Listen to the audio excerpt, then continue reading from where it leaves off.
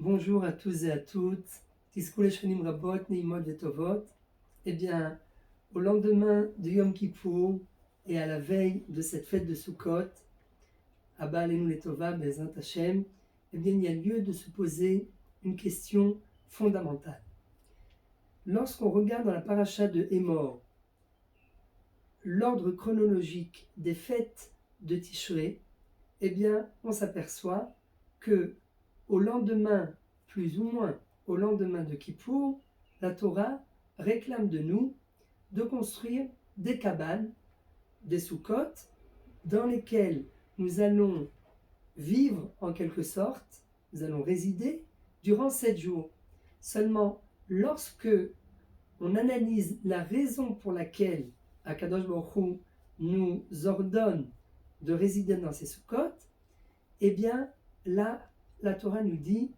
Basukot teshvu shivat yamim, à l'intérieur des soukot, vous résiderez durant 7 jours. Ki basukot roshavti et bene Israël behotzi otam me'eretz Mitzrayim, en souvenir de la sortie d'Égypte, durant laquelle j'ai installé mes enfants dans les soukot. Alors, automatiquement, la question qui doit surgir à l'esprit, eh bien, c'est que a priori, la sortie d'Égypte, comme vous le savez tous, a eu lieu durant le mois de Nissan et non pas durant le mois de Tishré. Alors pourquoi la Torah, qui nous précise que la raison de l'accomplissement de la mitzvah de la Souka, c'est en souvenir de la sortie d'Égypte, pourquoi la Torah nous réclame-t-elle de commémorer cette fête de Sukkot au mois de Tishré, qui n'est pas du tout a priori en rapport avec la sortie d'Égypte? Si la seule raison résidait en le fait que c'est une fête de commémoration par rapport à la sortie d'Égypte, eh bien on aurait dû la commémorer durant le mois de Nissan et non pas durant le mois de Tishré. Alors à cette question fondamentale, eh bien, il y a plusieurs réponses parmi les commentateurs. Vous avez par exemple la réponse du Rashbam, qui lui nous dit, en effet, on aurait dû commémorer la fête de Sukkot, la fête des cabanes, durant le mois de Nissan, mais la raison pour laquelle nous la commémorons durant le mois de Tishré, eh bien, c'est parce que au moment où tout le monde va commencer à entrer chez soi, parce que le climat va commencer à se rafraîchir, et il commence à se rafraîchir exactement à partir de la fête de Sukkot, eh bien, lorsque tout le monde entre chez soi, nous voulons manifester notre attachement à Kadosh Baruch Hu et surtout notre reconnaissance vis-à-vis de lui, de nous avoir protégés, de nous avoir entourés avec des nuées protectrices dans le désert. Et c'est la raison pour laquelle, au moment où tout le monde entre à l'intérieur, eh bien nous sortons à l'extérieur. Comme si nous voulions prouver à Kadosh Baruch Hu que notre amour est sans limite, inconditionnel. Nous sommes prêts à tout sacrifier pour Akadosh Baruch Hu, et nous sommes prêts au moment où tout le monde entre à l'intérieur et au moment également où tout le monde va engranger et on va commencer à entasser les récoltes à l'intérieur et à engranger. Eh bien nous sortons à l'extérieur pour montrer en fait ou manifester à Akadosh Baruch Hu notre attachement et lui dire,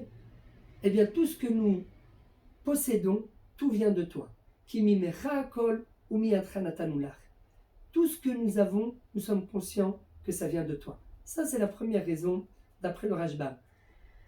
Seulement, d'après cette interprétation, eh bien, on ne comprend pas tout à fait pourquoi nous commémorons la fête des cabanes au lendemain de Yom Kippour. Parce qu'a priori, le début des pluies, c'est vrai que c'est le début de la période, mais on aurait pu le faire à la fin du mois de Tishré, on aurait pu même commencer un peu plus tard, au moment où on va dire Barech Aleinu, ou bien au moment où on est vraiment engagé dans l'hiver. Pourquoi commémorer cette fête de Sukkot juste le 15 Tishré? Ça, d'après l'interprétation du Rashbam, eh bien, il manque quand même du Mchila Mikvodo, il manque quand même un certain éclaircissement. C'est la raison pour laquelle nous allons en fait aborder la réponse du Gaon de Vilna. Et lui, le Gaon de Vilna, le gras, eh bien, il nous dit c'est très simple. Souvenez-vous, durant la fête de Shavuot, donc le 6 Sivan, Moshe Rabbeinu était monté sur le mont Sinaï pour écrire les tables de la loi et nous les amener 40 jours et 40 nuits après son ascension sur le mont Sinaï. Mais voilà que le jour où Moshe Rabbeinu redescend du mont Sinaï, eh bien, qu'est-ce qu'il trouve devant lui malheureusement? Tout le Ham Israël qui est en train de s'adonner à la faute du veau d'or. Et là, Moshe Rabbeinu casse les tables de la loi, et au moment où il casse ces tables de la loi, eh bien, les nuées protectrices d'Akadosh Baruch Hu qui protégeaient les enfants d'Israël dans le désert, parce que vous le savez tous, il est impossible de vivre dans le désert sans nuées protectrices qui vont protéger des ennemis, qui vont protéger des insolations du soleil, qui vont protéger des scorpions qui viennent du sable. Donc, il est évident que nous avons besoin d'être préservés par ces nuées pour pouvoir subsister dans le désert, surtout pendant 40 ans. Seulement, étant donné que les nuées protectrices sont le symbole de la présence divine, eh bien là où il y a idolâtrie, il ne peut pas y avoir de présence divine. Et donc, au moment où Moshe Rabbeinu se rend compte de l'idolâtrie à laquelle s'adonnent les enfants d'Israël, eh bien, il casse les tables de la loi et automatiquement, comme une réaction naturelle, eh bien, les nuées protectrices qui sont le symbole de la sainteté divine se retirent comme pour dire « je ne peux pas me dévoiler au sein du peuple lorsque vous êtes à la fois, vous servez en même temps que moi de l'idolâtrie. » Donc il faut choisir, c'est ou l'idolâtrie ou moi. Donc vous avez préféré opter pour l'idolâtrie, il n'y a pas de problème, je me retire. Gardez l'humilité d'Akadosh Baruch Hu. Et donc, le 17 Tammuz, les nuées protectrices se retirent et elles vont, en quelque sorte, se cacher des enfants d'Israël jusqu'au jour de Yom Kippour. Au jour de Yom Kippour, où Moshe Rabbeinu va redescendre avec les deuxièmes tables de la loi, mais également avec le pardon pour la faute du veau d'or. Comme nous le savons tous, Akadosh Baruch Hu qui dit à Moshe Rabbeinu, Salarti kidvarecha. Je vous ai pardonné comme tu me l'as demandé pour la faute du veau d'or. Et une fois que le peuple d'Israël est pardonné de cette faute du veau d'or, et bien maintenant, Akadosh Baruch Hu va pouvoir passer à l'étape supérieure, qui est en fait l'ordre de construire un tabernacle avec une arche sainte, en or elle aussi, qui va devenir un moyen de servir à Kadosh Baruch Hu, mais également de faire résider la présence divine ici-bas sur terre dans un périmètre géographique bien limité pour que le peuple d'Israël puisse avoir un intermédiaire entre Akadosh Baruch Hu et lui. Parce que, bien sûr qu'ils ont entendu Akadosh Baruch Hu au moment du don de la Torah se dévoiler à eux et leur dire « Je suis le Dieu qui vous ai fait sortir d'Égypte ». Mais une fois que Dieu s'est retiré, eh bien, il nous faut un intermédiaire, quelque chose à travers lequel nous allons pouvoir palper en quelque sorte la présence divine au quotidien. Eh bien, cette présence divine qui se dévoile dans le monde, elle se dévoile à travers l'Arche Sainte. Et c'est la raison pour laquelle au lendemain de Yom Kippour, Akadosh Baruch Hu donc demande à Moshe de transmettre l'ordre aux enfants d'Israël de commencer la création du tabernacle en ramassant d'abord les matériaux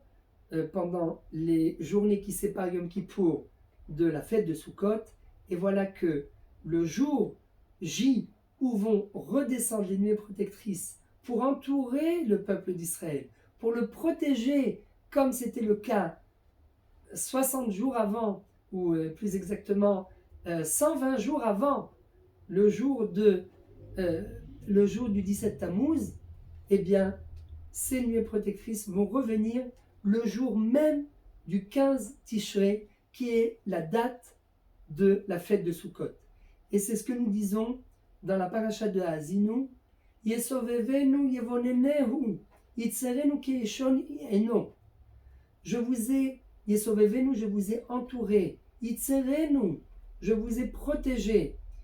Yesovevenu yevonenehu, yitzerenu keishon eno. Je vous ai protégé comme la prunelle de mes yeux. C'est bien sûr une métaphore, mais Akadosh Baruch Hu veut nous dire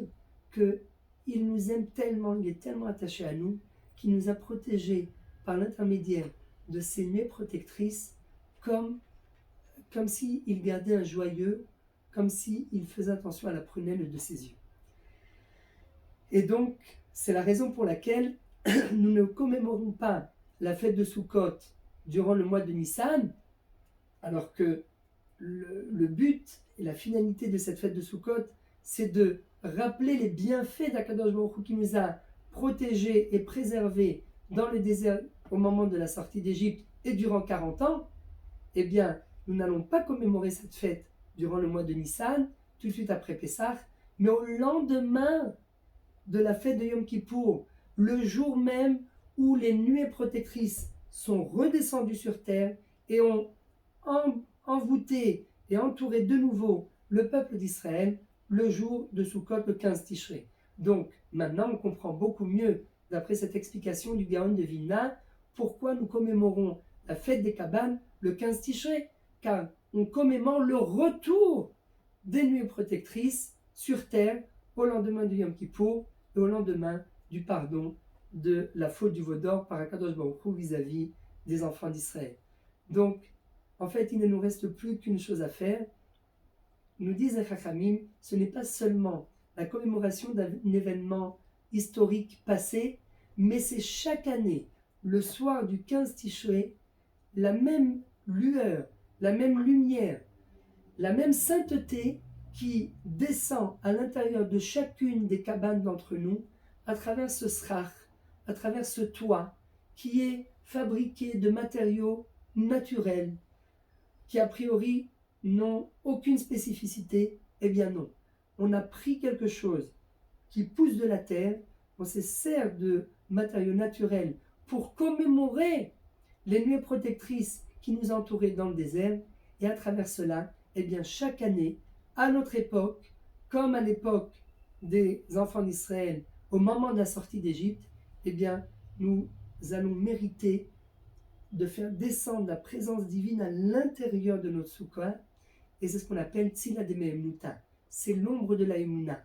l'ombre de cette présence qui vient à l'intérieur. Alors on a dit, il nous faut un moyen, un intermédiaire entre Akadosh Baruch Hu et nous, qui puisse nous permettre de se rapprocher d'Akadosh Baruch Hu, parce qu'on ne peut pas vivre sans moyen, sans intermédiaire. Eh bien voilà un intermédiaire durant la fête de Sukkot, cet intermédiaire qui est la Soukha, où nous allons nous plonger entièrement, nous allons faire entrer tout notre corps à l'intérieur et nous allons bénéficier de la présence divine durant 7 jours de la fête de Sukkot,